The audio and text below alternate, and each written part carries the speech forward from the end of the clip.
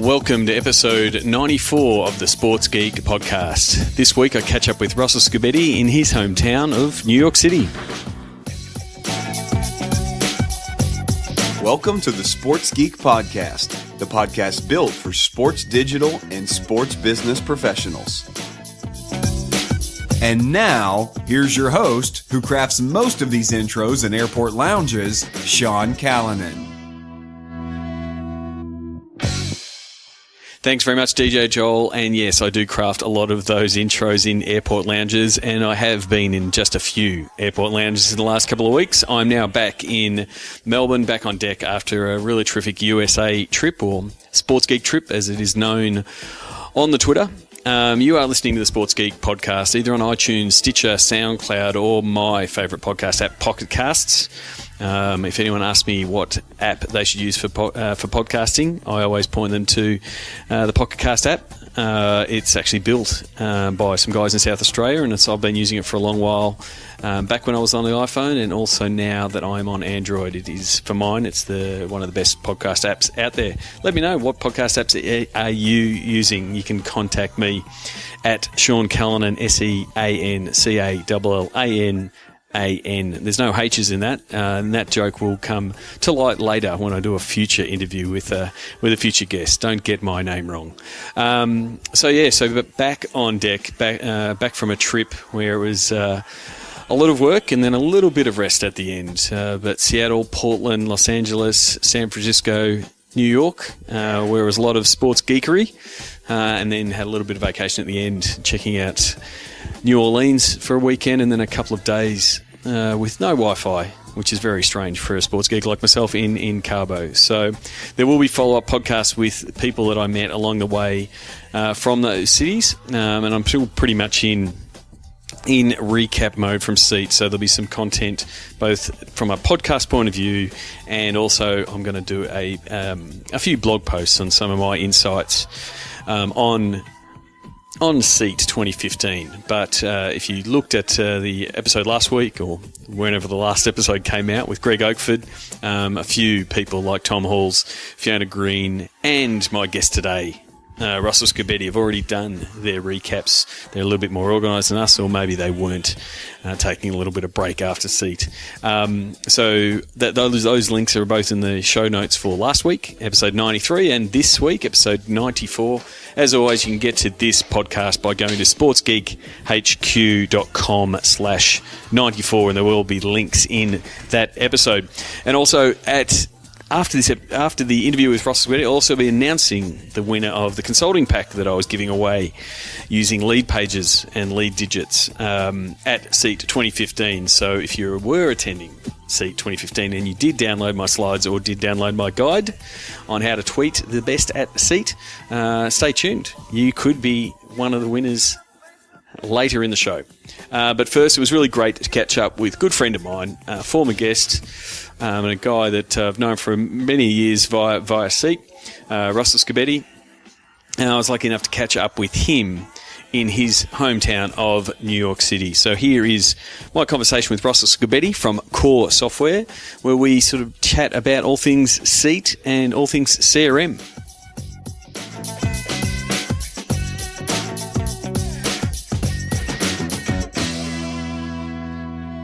Very happy to be in New York and catching up with a good friend of mine. We only caught up a couple of days ago, it seems, in San Francisco. Russell Scibetti from Core Software, welcome back to the Sports Geek podcast. Thanks, Sean. Happy to be back. And happy to thank you for hosting us at your... I literally walked from Madison Square Garden, did, I don't know if it was 200 metres, if that, and right at your offices here, right in the middle of New York. 200 meters is just about one block for those that need to deal with the metric conversion. Yeah, there'll be a metric converter in the show notes. So you've been on the podcast before. People will know you from thebusinessofsports.com. And you are now at Core Software. You're the VP of Product Strategy. Have you turned Periscope on already? I have already turned Periscope for those. I am live Periscoping as we chat, which seems appropriate for this event. Well, if any questions come through on your Periscope for me or for you, please interject at any point. All right, guys. Anyone periscoping? You heard it. You can jump in live with questions. People, this is it's a bit time travelish because they're listening to this maybe 2 weeks after this Periscope's happened. Someone's favoured it, but we'll probably get distracted by Periscope. All right, I'll try not to get distracted too much. No, that's all right. What I wanted to do is one, catch up with you. I mentioned in a previous podcast that Core was one of the major sponsors at Seed Conference in San Francisco. And you were, obviously being a big driver of the CRM track. I wanted to first, I guess, touch base with you. I haven't touched base with you since you've left the Jets, and moved over to Core. First of all, how have you found the transition from the team side of things, working, with the Jets to now being on that product side and sort of part of that, explain what your role here is at Core? Yeah. So it's a role that I never really expected. I was really happy working with the Jets and being on the team side. Had done that with the Flyers and the Jets for several years. But this is a cool opportunity, and that's what kind of, sold me on flipping over to the other side of the fence, if you will. Here we've got more than 70 different teams that use all of our different products. I used all of the products that Core had during my 5 years at the Jets. So it actually made the transition really easy. I've known the guys here for a long time. A lot of things that I was pushing to do at the Jets ended up back into the product. So it was kind of like I was already doing part of what my role is here now in terms of keeping the product moving forward, figuring out the needs of the teams and how we can deliver that from the software perspective. So now I just do it in an official capacity, actually, with Core. It's a lot of fun. We've got a lot of great customers, people that I've been friends with and peers with over the last several years, where we've commiserated at seat through those roundtables and everything else. So I feel like I've got a really pretty broad understanding of the things that teams and people are asking for. And so now my job is for our customers, how do we put that into the product? How do we keep that moving forward? How do we keep them happy? And how do we just keep the business side? How do we use data properly, whether it's CRM or warehouse or analytics? How do we meet their needs and help them solve their challenges from the CRM and data perspectives? So it's been a lot of fun. That's the thing. We were just talking earlier. You're sort of effectively bringing that team point of view in-house to Core. But from what you were saying, you're already doing that before you even joined. For people who don't know, you want to give us a bit of a background of, what Core Software was and what it is now and what its offerings are to the sports industry? Yeah, absolutely. So Core has been doing this for several years. Originally was, just a general CRM services provider.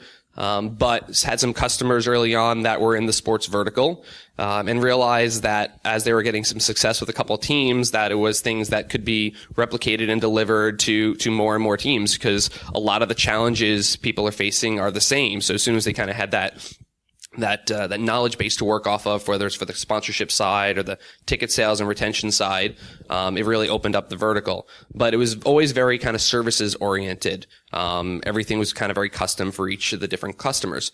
So one of the things that we've really been doing now over the last couple of years, and is my focus here, is building it into a more standardized software product. But the challenge there is you don't want to over standardize things. 80 to 90% of the things that teams need from the CRM perspective are pretty comparable from team to team and even sport to sport. But you also need to get that last 10 to 20% right. So whereas in the past that would often require a lot of maybe complex customizations, what we're trying to do here from being a software company is how do we make those very configurable? How do we give you lots of ability to turn things on and off or change settings, change the user experience, still within the context of a single product? So that way you really nail that last 10 to 20% that's unique to you. And do it in a way so that as we keep making the product better, we can keep giving you updates and let you turn new things on and off without having to go customer to customer to customer and say, well, this is going to work for you. This is not going to work because of something else you've done in the past. So there's a lot of benefits to the customers to keep the product evolving rapidly. We do updates every 3 months now, rather than having to look at every customer and figure out how we're going to give them those updates on a one-by-one basis.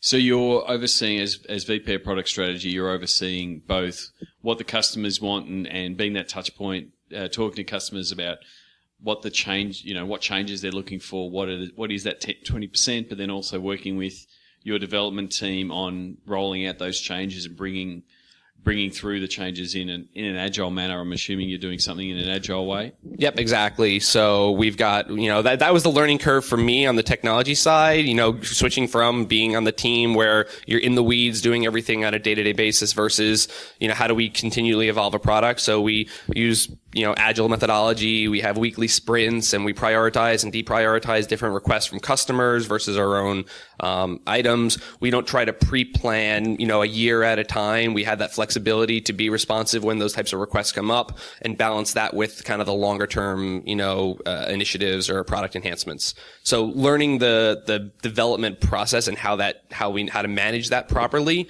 was definitely the biggest learning curve I had switching over. And Troy is asking if we're going to talk about any regression analysis on this podcast. I think we're going to skip that one, Troy, but we'll try to mix, maybe if we can, we'll get in some coefficients and regressions later on in the show. Yeah, I don't think I'm going to talk about regressions at all. Sorry, Troy. Apologies to Troy. I guess what I wanted to discuss with you is, I guess, the uniqueness that the sports industry requires, like some of its requirements, because CRM is, our good friend Paul Greenberg ran a terrific panel at SEAT with some absolute rock stars of the CRM industry. But sports is it's a unique beast from a CRM and from a data point of view in the different facets that you have to get around. What are some of the things that you've noticed, understanding the broader CRM industry, but what specific things, the specific challenges that sport offers, that I guess what you're trying to solve with the products at core? Yeah, so I think the biggest challenge, and Paul's always done a great job explaining this, is sports are big brands, but ultimately small to mid-sized businesses. Everyone operates on, smaller budgets than people would expect. So how do we maximize the ability to develop a relationship with these different fans, some of which may never buy tickets, may only buy a couple of games a year, versus people that are spending tens of thousands of dollars on premium hospitality and club seats and season tickets. And so the most important thing is to enable that ability to develop those one-to-one relationships in a way that scales to a large audience across a small staff. We put a lot of energy into how do we make the people on the front lines more efficient with what they do? How do we help them capture those little bits of information that can make the difference in making a customer feel appreciated? Who is your favorite player? What's your favorite, what are those memories that stand out to you? Things that will help you sell, as well as help you retain customers, help you solve problems faster. How do we put a lot of information about that person's history, the ticket purchase history, all the past conversations, all that important information that makes you realize that the team cares about you and is trying to deliver something unique to you. So that's the most important thing that we can do, is help the staff at the teams build those relationships faster and better, a tighter relationship. I'm going to kill off the Periscope now, but thank you to everyone who was watching. We'll go and download the podcast. Sean and I are going to keep talking. All right, and Periscope is now out. So I wanted to sort of dive into, I guess, your SEAT experience. Us being, even though we did have a few crossover tracks, dual tracks with CRM and digital guys, we hardly saw each other at SEAT because I was in the digital track and you were in the CRM track. Been reading some of the great takeaways from people who were at SEAT already. From guys like Tom Halls and Fiona Green have already shared some posts. What were some of your key takeaways or themes from the content coming out of SEAT in San Francisco?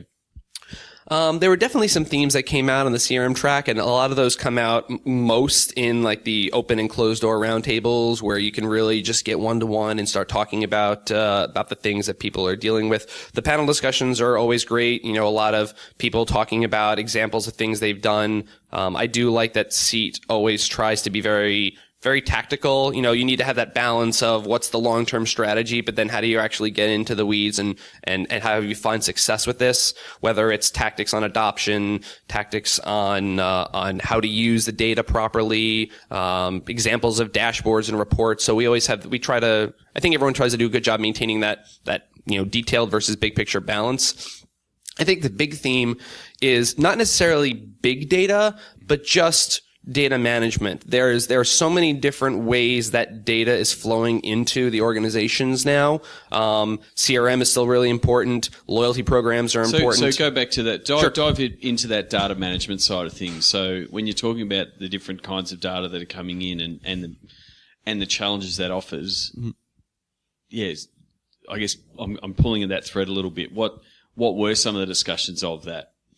A lot of it is just, you know, how do we handle all these different requests that used to be siloed? Like the merchandise guy used to worry about his merchandise data. The food and beverage company would worry about the food and beverage data.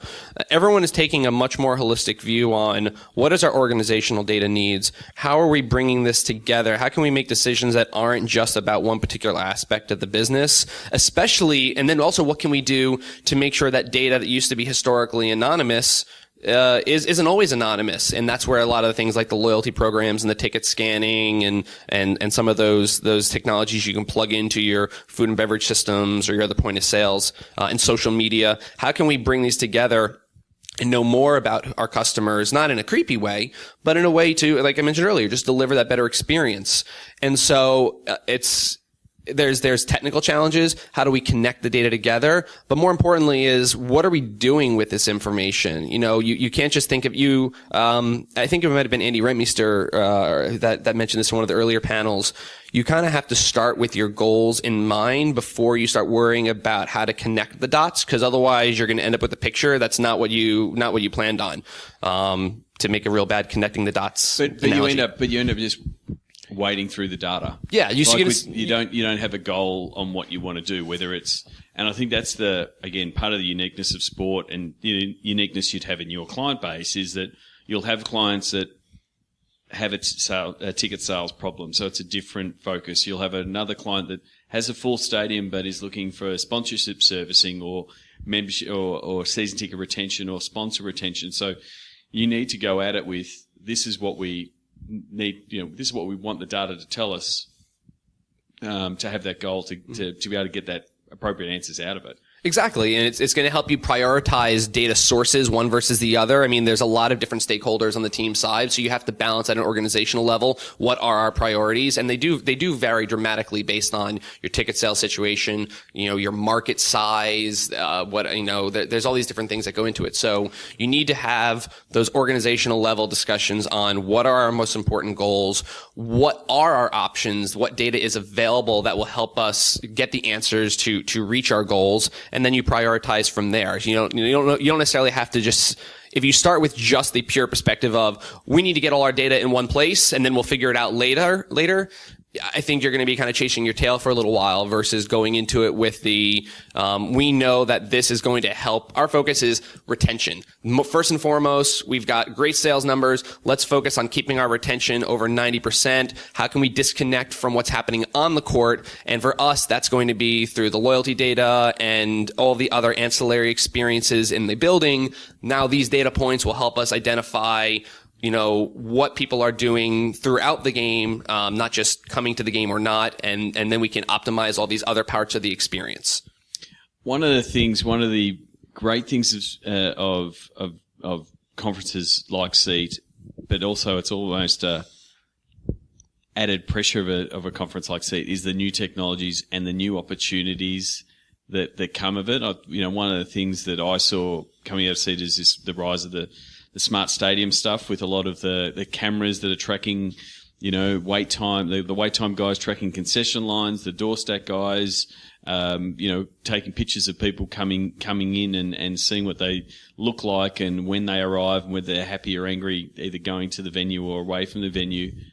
I could see people getting overwhelmed with the amount of data that comes in and deciding, well, what should we tackle? How much data is too much? Is that, how do you tackle that kind of issue? I think it's exciting. I mean, because things that you wouldn't normally be able to solve for, if you go out and look at the community of different solutions that are out there, all of a sudden things you thought weren't possible are starting to become more and more possible. So, and I think it's great that Christine can bring in a lot of these startups and show like, there's all these new cool things we can do. And it's mostly, I like that it spurs people's creativity to think a little bit untraditionally on, well, I mean, yeah, you know what? That is a problem, but we just didn't think we could solve it. And the other thing it tells me is that there's a variety of solutions for different people. There are some organizations, we talked about this a little bit, and Paul did in the thought leaders session. There are organizations that are all different levels of sophistication in how they handle their data and their technology.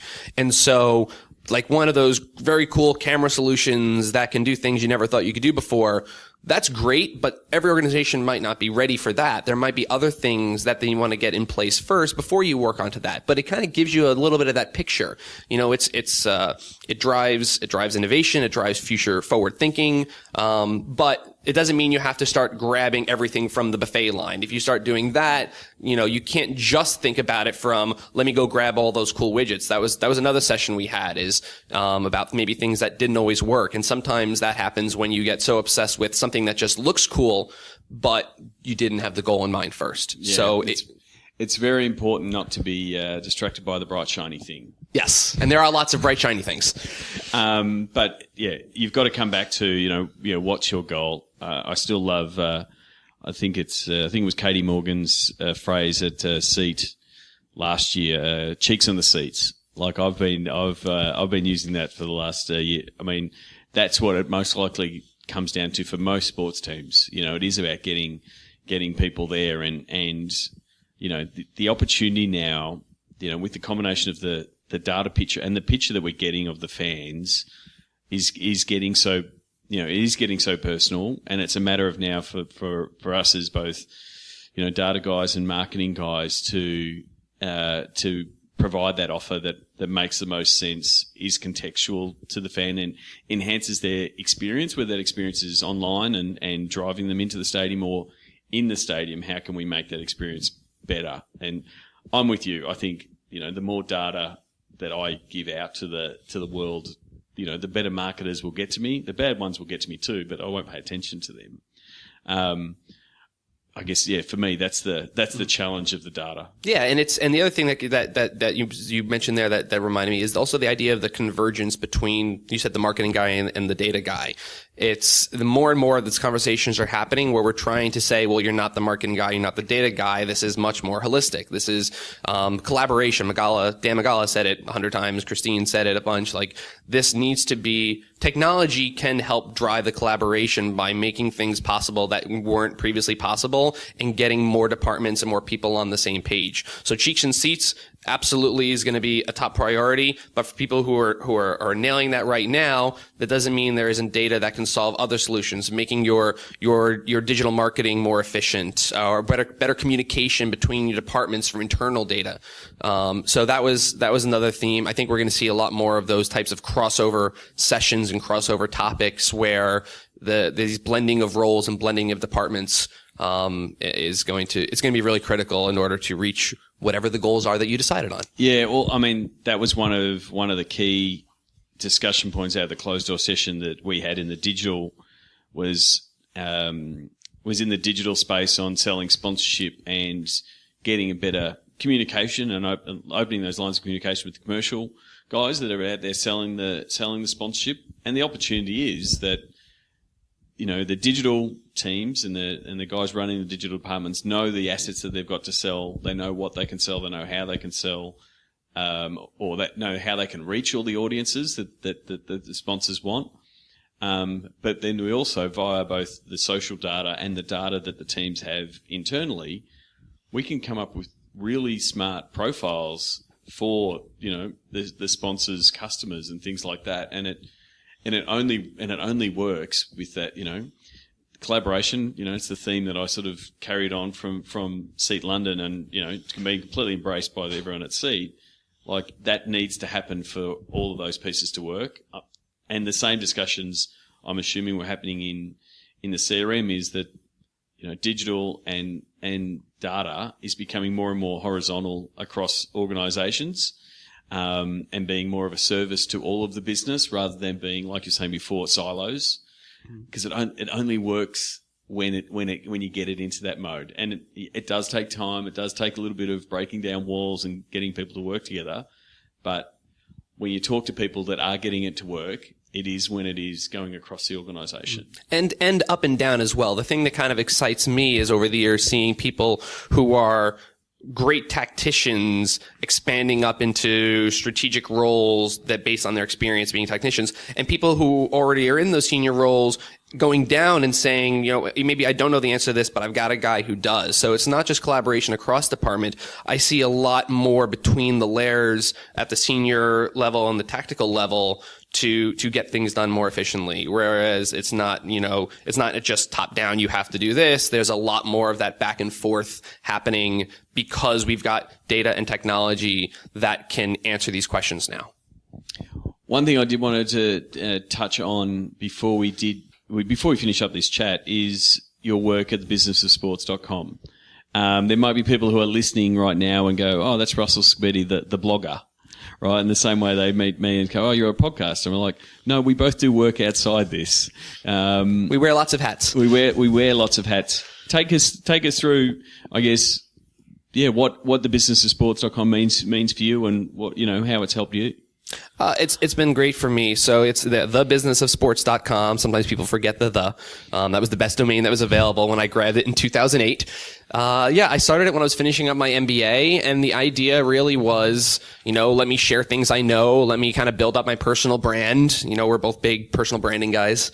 The social media, blogging, everything was really taking off. I jumped into Twitter. I'm officially the first person to ever use the hashtag sportsbiz, which I will claim as a silly little claim to fame. But no, the blog is really just about being an active part of the sports business community, about sharing ideas, being a resource for people.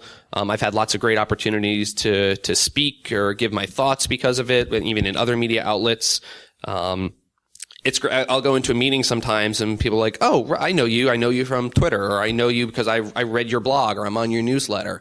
So it's really cool how passionate people are about the business. And this has just been a really good way for me to be a very active, visible part of the industry. It's not a revenue generator. It's never been that. It's really always been about my career and the community and, an opportunity to people seem to care about what I think, and so it's been a lot of fun. It is, yeah, and I congratulate you on that. I think we connected in probably around 2009, I think, via Twitter. As I started blogging on Sports Geek till I figured out that I wasn't a blogger, I'm a podcaster. And we've done a couple of events. SB Night has been an SB Week. It keeps expanding. Do you want to talk a little bit about the success of that over the last couple of years? Yeah, no, it's been really cool. So what started off as like a random one-off, hey, let's get some people together for drinks one night in New York, turned into this growing series of networking events in New York, and then friends in other cities were saying, hey, can you help us do one down here in Atlanta or in Philly or Boston? And then a couple of years ago, we said, well, let's go crazy. Let's have as many cities as we can, at first on the same night. And then really, that was a little too hard. There was always nights that were bad, so we expanded out to a whole week. So this last year, which is like, if you count the first SB Night, is really the third incarnation of it. Sports Business Week, hashtag SB Week, not Spring Break Week. Sometimes we run into some hashtag conflict. We had events in 39 cities in 6 countries. Had over 1,500 people attend. Some cities are small, 10 to 20 people. New York, we get 150 plus. Sean, you've always been great about hosting the ones down in Melbourne. And we raised a little over $8,000 for the V Foundation. A couple of years ago, we added a $5 per person charity component to it. So, it's a good opportunity for us to give back. And really, I call it's the reception after the conference without the conference. Yep. Just go out, meet new people, do similar jobs as you, grow your network in the city. And, this industry is so much about who you know and what they know about you in order to find those opportunities for yourself, whether it's, 6 months from now or 6 years from now. And so anything we can do to help people connect with one another, it was a really nice way to take something that was purely digital and give a real world face-to-face component to it. Yeah, I mean, I think, we've run the last couple in Melbourne. We ran one at Etihad Stadium, and they gave us a bit of a tour of their latest tech. So thanks to Sarah for hosting us there. And we're now running SportsBiz Melbourne as a meetup group, because it is a great way, and that's a really good way of describing it. It's the networking reception after a conference. Although I have run them, and people go, why isn't someone speaking? And I went, Yep. Well, because it's a networking event. And they went, no, we don't want that. And so I just literally pulled people out of the audience and interviewed them there and then. I think that was SB Night 2, but yeah, it is a good event, and it's really important to get out, the in real life stuff. As much as we're digital guys and we connect online and stuff, the making the effort to meet someone in real life, make the connection, you follow them a little bit more, you pay a bit more attention to what they're doing. It's so vital. And for sports, it's such a hard industry to break into. If you want to get into, you've just got to put the sneakers to the pavement, or the footpath, as we would say in Australia, and go out and meet people. And so any of these events, so if you're in New York, or connect with Russell and come to one of his events. But every year the SB Week banner gets flown around, and the opportunity is put your hand up and say you'll run one. Like, if you want to meet everybody in the room, be the person that runs the event. Everyone knows you. Actually, I correct that. I have run some, and people have gone, who are you? So I have run a few events, and maybe I need to improve my personal branding. But they're absolutely phenomenal events. Yeah, and that's the way we've grown is, I know people in lots of cities, but I don't know people in every city. Like, as much of an avid networker as I try to be. And I'm actually traditionally, I joke that I'm kind of on the shy side. And so for me, actually hosting the event ended up making it a lot easier to get out there and see people. So people have said, hey, can we do one in Orlando? Yeah, you absolutely can. It's not a hard formula. So whether you want to help an existing city that already have someone hosting win, or your city doesn't show up on the list when you see Sports Business Week and you live in that city, put your hand up and say, let me do it here. And don't be afraid if it starts off with just 5 to 10 people. You got to start somewhere. The first New York event we did had 8 people in it. So, and now New York is the top one. So, I'd love to see it keep growing. I'd love to hit 50 cities. I don't know if that'll happen next year, but, why not? You never know. Yeah, we'll make it happen. All right. There you go. Sean said it. So Sean's going to help. 50 cities. If you haven't signed up, either send us a tweet, ask Scibetti, or at Sean Callanan. Send us a tweet. We're going to get to 50 cities for next January, yeah? January? No, in the spring. January, you never know. You could have that snow. I mean, maybe not in Australia in January. It's a beautiful time in January. Yeah, not always here on the eastern seaboard of the U.S. So I think that March-April time frame seems to be what works. So we'll probably look to do it again in the early spring. No problems. Can't finish this conversation without talking about the fun that we had at AT&T Park. I knew this was going to happen. There's no gloating involved. I just wanted to say that how much fun it was playing a game at AT&T Park with a bunch of friends, Team Digital and Team CRM, and already had Greg Oakford from Team CRM put up a protest flag on a previous episode. But a lot of fun. Did you have a lot of fun running the CRM team? It was a blast, to co-captain it with Charlie from MLS. The team was great. We had a ton of people on the team. Pretty much everyone got a chance to be on the field or getting at bat. It was a lot of fun. It was great. They had some fun banter before the game between the digital and the team digital, team data. But and I'll just go ahead and Team Digital took down the crown in the championship. But the most important thing, and maybe I wouldn't say this if we had won, but was that everyone had a good time, and it was a unique, fun experience. Again, full disclosure, I think in the game before the championship game, I think Team Digital might have had maybe 15 or 16 people in the outfield. It was very hard to count. There seemed to be a few extra bodies out there. But as I said, I actually caught up with Tom McGowan yesterday. He's in New York, and he was my co-commentator for the game. I think I said it on the mic. Us digital guys, we're all about the win. We're not worried about numbers as much as the data guys. But yeah, it was fun. It was a fun game. I did have a quick word to Kenny Lauer and say, make sure we don't have too many people in the outfield in the final. Russell will go berserk. But in fairness, we actually did on purpose. We tried to get you back on that. It didn't matter, unfortunately. If they don't get out of the infield, it didn't matter. And top pitching by Aaron LaValle, but so much fun. So again, thanks to Bill Schloer from the Giants for hosting us, and a great way to finish off seat in San Francisco. So next year, 2016, Las Vegas. Are you already planning Team CRM's revenge? Oh yes, absolutely. And I'm personally hoping it's in a poker tournament. That's going to play to my strengths. But whatever the particular challenge may be, I'm sure we'll be ready for another round. No problems. Russell, thank you very much for coming on the podcast. I shouldn't have to say this, but where can people find you on the internet? thebusinessofsports.com or at @Scibetti on Twitter. SportsBiz hashtag, I'll jump in a lot as well. So tweet me, send me a message through the blog, and always looking to connect with more folks. And obviously you can check out Core Software at coresoftware.com. I will make sure I get those links in the show notes. So thank you very much for coming on the podcast, and thank you very much for your friendship and hosting me here in New York. No, it's just fun to have you here in the U.S., and thanks for giving me another chance to get on the show. Want to maximize returns from your digital team? Contact Sports Geek about content and commercialization workshop. Thanks again to Russell Scibetti, and as I said in the interview, you should be following Russell Scibetti. If you're not following Russell, you're just not doing Twitter right. And also put a link to Russell's submission for South by Southwest in the panel picker there. He's put up a panel for South by Southwest. So, Sports Geek listeners, please get behind Russell's campaign. And again, if there's any other listeners out there that put up a panel for South by Southwest, I'm happy to throw my support behind it. But one thing I will ask before we get into the end of the show is for some iTunes reviews.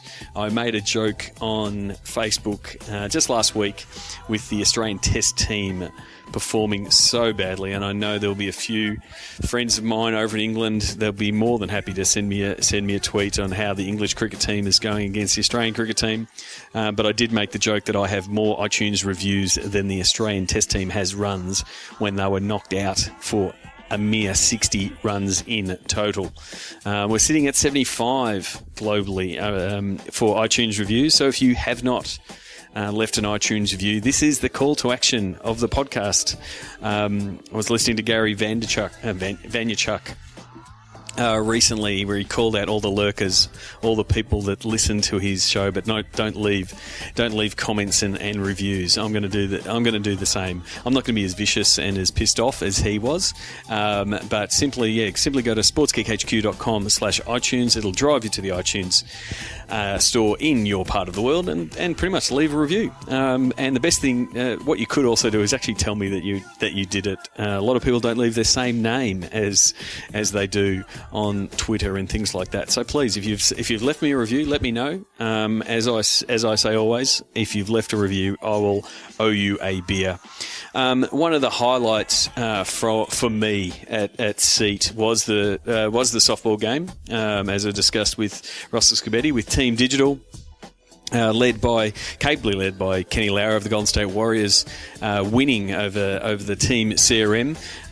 But the final two games, I actually did not play. I made sure that I I secured my repaired Achilles. I got a stand-up double in the first game, and then I decided to retire. But a lot of fun presenting with Tom McGowan, and I don't think I could have had any more fun. I was out in the field. Tom and I had an absolute ball, and stay tuned to the end of the podcast. James is going to put our little audio clip that Shane Harmon grabbed when Tom decided that it was the ninth inning stretch at AT&T Park, and we ended up singing "Take Me Out to the Ball Game." So that was a lot of fun, and also, as promised, for those of you who did attend SEAT, I was using lead pages. Been playing around with lead pages a little bit recently for a few campaigns to track data and run some campaigns to drive ticket sales. Really, really good tool as far as creating quick landing pages that can either attract data, so get emails and those kind of things, but also push people to a specific ticketing site.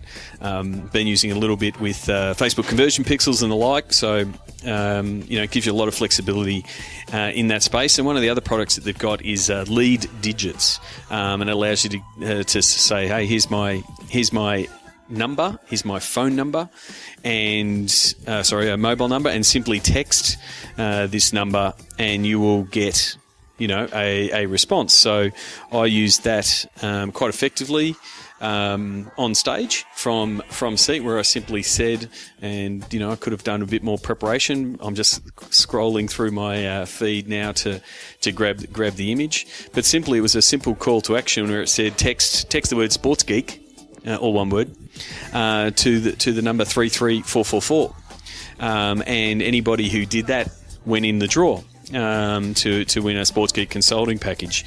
And so, as much as it's great to have a nice short URL and things like that, nothing's as quick as sending off a text. 33444, send the word Sports Geek. And it comes back and says, what's your email, those kind of things. So, drum roll. And the winner is Brad Worthman, who is the Associate AD of Marketing and Fan Development at the University of Illinois. So I'll be in touch with Brad, and looking forward to doing a couple of sessions via the GoToMeeting on some of the initiatives that they're doing there. And if you're interested in something similar where, they effectively pick my brain and bounce some ideas off, as pretty much people ask me, what do you do? I call myself a digital strategist on call and help fill the gaps of the skill sets of a team and try to provide a really good resource for the digital team, as well as sometimes I become that, and I think we spoke about it with Richard Ayres in the conversation I had with him. I become that digital divorce lawyer, sometimes working with the different departments to get them all on the same page. So maybe a counsellor is sometimes what I am. But that's about it. So I'm looking forward to catching up with Brad and working with those guys. But if you're interested in something similar, please send me an email, Sean, SEAN, at SportsGeekHQ. More than happy to help anybody who's a listener. That's why I build a podcast for people like yourselves who are working in the world of sports. Until next week, my name is Sean Callanan from Sports Geek, and you've been listening to the Sports Geek podcast. I'll leave you with Tom and I taking you out to the ball game. Like the Sports Geek podcast? Find us on Facebook.com/SportsGeek.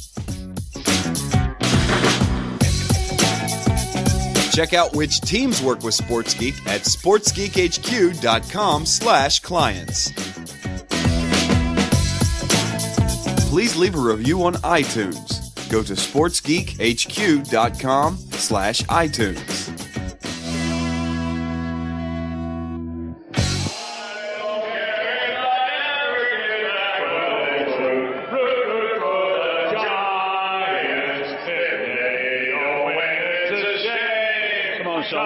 One, two, three, strikes.